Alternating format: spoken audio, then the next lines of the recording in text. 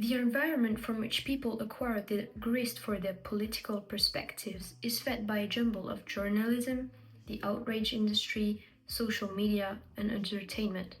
I'm not the one saying that. It was stated in 2023 by the Social Science Quarterly, and I mean, it's a secret for nobody. Therefore, we know that the entertainment industry has some influence over our perception of certain subjects or even our political opinion.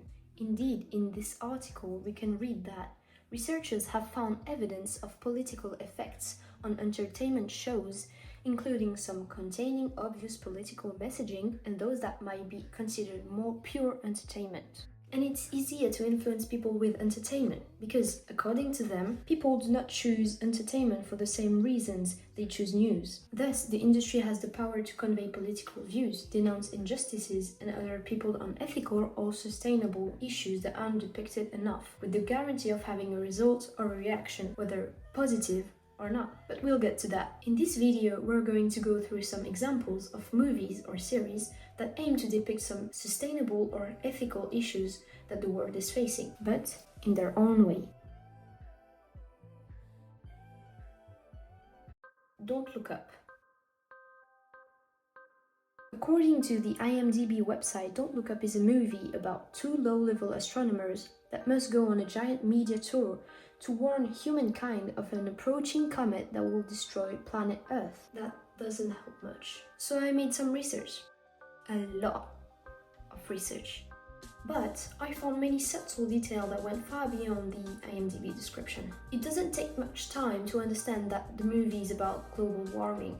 And according to this document, it denounces satirically the current political and media response to the climate change catastrophes. However, even if the movie uses the allegory of the asteroid heading toward Earth, it never actually mentions the climate change. Maybe you haven't noticed, but in the trailer it says this. This is not real, this is not real. This isn't happening. Kate, tell me this isn't really happening. Yes, everything refers to that, but in a metaphoric way. But why can't they just say it explicitly? Because the goal isn't just to denounce, it is to change behaviors or at least create that reflection, that reconsideration in the viewer's mind. And also because the movie would be too politically orientated. According to the Euphoria study, overtly political content in fictional entertainment can alert audiences to the possibility that they are being fed political messages and take audience members out of the state of narrative transportation, which is key for entertainment media effects. So what we can understand is that for a movie to actually impact a public, it needs to be very subtle and naturally provoke that sense of reflection without any form of forcing. A solution to that can be metaphors or humor. The movie Don't Look Up uses humor to put pressure or embarrass those that are being laughed at. But this is so fine, so well executed, that it doesn't vex anyone. The movie influences people's opinion by showing how ridiculous their beliefs are, which is making them angry unintentionally. But it should be calculated to not go too far, so it doesn't shock people, because it can retain them from taking action due to a feeling of hopelessness. The movie also triggers change in behavior by creating a sense of frustration. For those who have seen the movie, do you agree that you felt a little bit frustrated when the government didn't listen to the heroes? This frustration creates empathy towards the character, which can trigger real-life behavioral change. Last but not least, the movie uses characters to give the audience a window to reflect upon the subject reasonably, whether it's skepticism or activism. In Don't Look Up, this character is played by Timothée Chalamet. This character can represent the audience in their journey to make their own opinion. As we've seen, humor can be a great tool to convey political messages on a subject, but there is an issue with this case. Since the movie never talks about climate change, the public needs to refer to their own knowledge to access more humor. We can therefore ask ourselves if the movie is politically relevant to someone with less knowledge on the topic. Euphoria. According again to IMDb, Euphoria is a series showing a glimpse into the lives of a group of high school students dealing with drugs, sex, and violence. Yeah, I know. But don't worry, I did my research, and for this series I found a particular document that sums up everything that we need to know. I've talked about this study in the introduction of this video. This is the Euphoria Effect study. The euphoria effect is described by viewers as a feeling of maturity after watching the series that is incomparable to the other shows. They agree that it is the only series that describes them accurately and make them feel seen. The series tackles many issues, but today we're only going to focus on the public's opinions about drugs. Nowadays, drugs are really a global ethical issue. There are many debates on certain countries about the legalization of some drugs or regarding the regulation strictness. Some people agree that regulations must be firm, where others would opt for a least repressive approach to tackle drug addiction.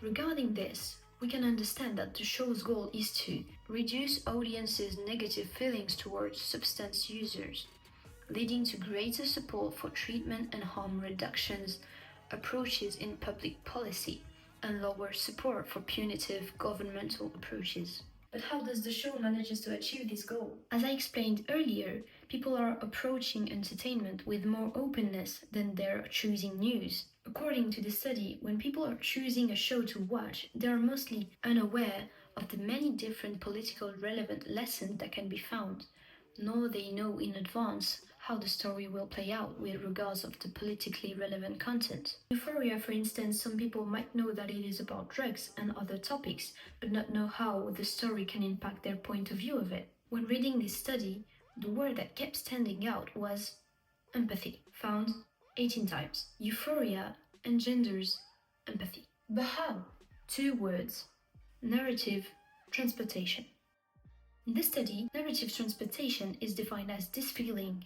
When we follow a story, we can become immersed in it in a way that takes us away from our physical environment and disconnect our mental state from our current reality. Relatable? Yeah, no, but I'm not done. Narrative transportation has been demonstrated to lead to belief change through a number of processes. Attitude change via transportation are even more likely effective than through persuasion or rhetoric. When watching, we're so transported, so out of this world, that we start to develop emotional attachment to characters. In this case, Rue, the main character. The story makes us identify with her. We start to understand her drug addiction. We start having the same goal for her to the detriment of our initial opinion, and we start to develop empathy.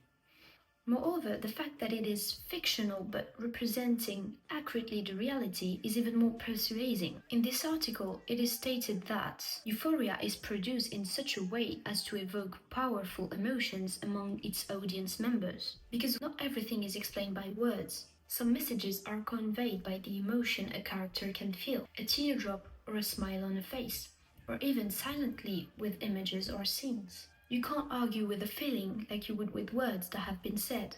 And this is a great way to make people agree, since you can't really argue with visuals. You may not agree, but you can't say much about it. Speaking about audiences, know that Euphoria has really calculated it. The show is really designed for Gen Zs, even if it's a 18+ series. And you feel it when watching it. It can be perceived as exaggerated sometimes, but when we look at other Gen Z's representation in other shows, this one feels pretty accurate in my opinion. But why Gen Zs? According to the study, Gen Zers are at a point in their political development when they are the most open to acquiring new political perspectives. They are in the malleable stage of their political socialization. As Gen Zers, we are currently creating our political opinion. Thus, we are a generation that is more influenceable. But this isn't a bad thing, since when we are watching those shows, we are building our critical thinking. And the filmmaker of Euphoria knows that. This show is also made in such a way that all Gen Zers can identify with at least one character. The casting is also really important. When we look at it, we have actors that are really close to the Gen Z. We have Hunter Schafer, part of the LGBTQ community, Sydney Sweeney, and Alexa Demie, that represent accurately the popular duo that you can find in any high school. Jacob Elordi, the popular quarterback. And of course, Zendaya, aka one of the most, if not the most, relatable celebrity in her life. What? Rihanna just posted me. I repeat, this is not a drill! This is real!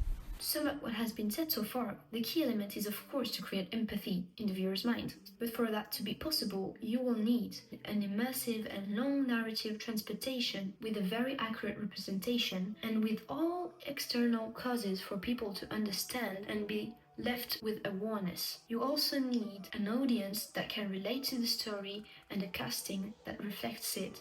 This will then create increasingly warmer feelings toward drug users and addicts and give you the expected effect.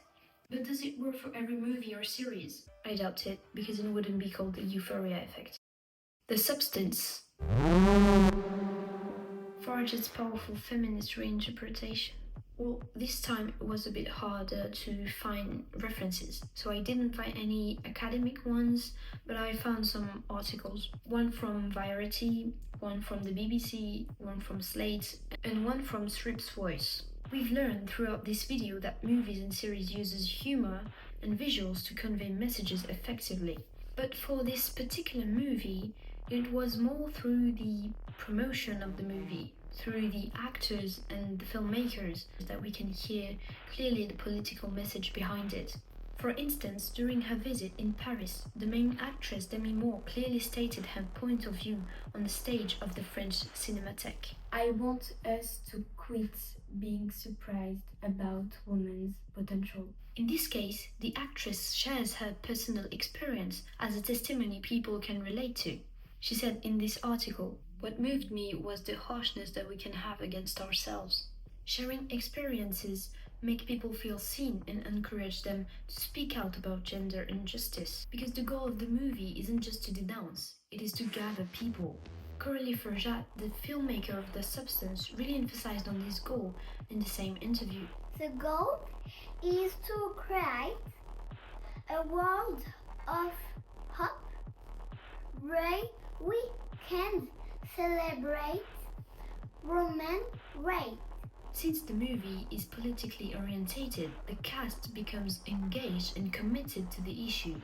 As Coralie stated, I am trying to do what I can with my film. Speaking now of her movie, it goes really deeper than the sexualization of women. According to these articles, it denounces Hollywood beauty standards, the male gaze on women, the woman's need of approval, and finally answers all the body-related taboos. All those issues are indeed depicted by other shows, but this time it is different. It tackles the society's aversion to aging women, which is a subject that people are not really talking about. This shows a different side of the feminist speeches that we are all used to hear, allowing a larger audience to feel seen. The movie describes the frustration women feel when aging, with, for example, the date scene. And it uses the two characters to explain in a metaphorical way women's impossibility seeing themselves, younger and older, as the same person, worthy of the same amount of respect and humanity as the other, which is a very precise feeling and yet very accurate for some women. Furthermore, it might not really be obvious, but the movie, through the substance the character uses, is also denouncing the use of drugs such as Botox and Ozempic by women. At the end of the movie, we see Sue preparing herself, even if she looks horrific. According to BBC, Coralie explained that when the characters finally like themselves is when they become a monster, which is really powerful. It means that when the character finally accepts her look is when she's okay with not fitting in society's norm. What I personally loved about this movie is the difference of reaction between a man and a woman to the final scene of the movie. When I felt like men were more laughing to the end, to the ridiculousness of the character, or like disgusted by her appearance, women were more touched and moved by the character and really understood what she could feel. According to Slade, this scene is really describing the emotional and corporeal violence of female body dysphoria. The substance, by describing accurate feeling of less seen women, creates empathy, which moves the audience. Since the movie is tackling an issue that is original, it brings a new debate to the table. that is then spoke about by the cast or the crew. They share testimonies, experiences that people can relate to, which encourages them to speak out. All of this impact with one single horror movie. Now we're going to talk about a movie that is a bit less international, but I still recommend you to watch it. Tirailleurs. During World War I, a father enlists in the French army to be with his 17-year-old son, who has been recruited against his will. Sent to the front, they find themselves together facing the war in the French colony of Senegal. While searching, I found many academic references on the movie, but one really stood out to me, this one. At first glance, the movie seems to be about the First World War, but not quite. It is about the French colony's impact on the war. In fact, during this period, 200,000 of tirailleurs are fighting in the trenches of France, 30,000 of which died during the war. Even though this movie isn't the first one on the subject, it is the first cinematic artwork that is designed for a large public. On a voulu que le film puisse être regardé par le public le plus large possible. Que ce soit les enfants, les anciens, ceux qui sont concernés par l'histoire, comme ceux qui pensent ne pas l'être. This movie tackles a much deeper issue, according to this article. The fact that the colonial past is never mobilized in the official effort to celebrate memory, erases and excludes the colonial past. Indeed, the movie shines the light on the blind spot of the French history. Omar Sy, the main actor of the movie, has shared his opinion in an interview for Homme Immigration from the National Museum of the Immigration History. Je ne m'explique pas pourquoi cette histoire de tirailleurs sénégalais issus de pays différents est si peu racontée. Je n'ai pas d'explication, je ne sais pas pourquoi ni pour quelle raison on ignore encore cette partie de l'histoire. Je sais juste qu'on n'en entend pas souvent parler. Mais je me dis qu'on perd du temps à se demander pourquoi et qu'il est primordial aujourd'hui de la raconter. C'est tout, on a fait ce film pour cela. Omar Sy doesn't seem to try to find any causes of this issue, but simply finds solutions. But Tirailleurs doesn't stop there. It goes very deeper with a reflection around the unknown soldier. After the First World War, the French government chose to bury a random soldier that died during the war under the Arc de Triomphe in Paris to commemorate this deadly combat. What this movie does is that it reflects upon the identity of the unknown soldier, proposing the idea that a tirailleur could have been buried. Le film est parti d'une discussion avec Mathieu à table. C'est vrai. Et c'est quand il m'a demandé et si le soldat inconnu était un Sénégalais. With this movie, Omar Sy and Mathieu Vatpied seems to have touched a really sensitive topic, because in France it was too much and resulted in a scandal. Omar Sy has been criticized for moving out to the US to pursue his international career. But according to the article, these criticisms were more because of an image of France that shouldn't be dehorned, which is for the author strangely reminiscent of the relationship that France has long maintained with the tirailleurs. Mais bien sûr que c'est du racisme, c'est parce que je suis enfant d'immigrés que je n'ai pas le droit de m'exprimer sur la France, parce que je suis noire que je n'ai pas le droit de m'exprimer sur la France. Ceux qui pensent ça sont des racistes, je le dis et je l'assume. The article seems to emphasize on the fact that the movie restores the tirailleurs' memory, because commemorations, places of memory, school textbooks only evoke the image and memory of the poilus with regards to the Great War. The tirailleurs, without being completely erased from consciousness, are kept at a distance from a history of which they are never the actor in official French discourse. Tirailleurs is just an example of all the movies and series depicting the racial issues of the words and the colonial history of each country. This movie tackles a sensitive subject that is less seen but still important. Entertainment shapes opinion and sparks debate all over the world. Shows like Don't Look Up, Euphoria, The Substance, and Tirailleurs tackle global issues such as climate change, addiction, feminism, and memory duty through powerful storytelling that connects with different cultures. With humor, emotion, and deep narratives, they engage audiences in a way news often cannot. As media continues to influence people everywhere, we should ask ourselves, are we just watching these stories? Or are we letting them change the way we see the world?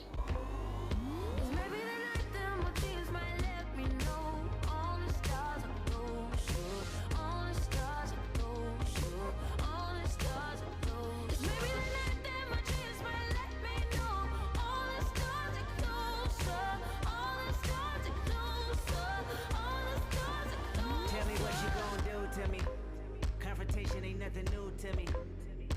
You could bring a bullet, bring a sword, bring a more.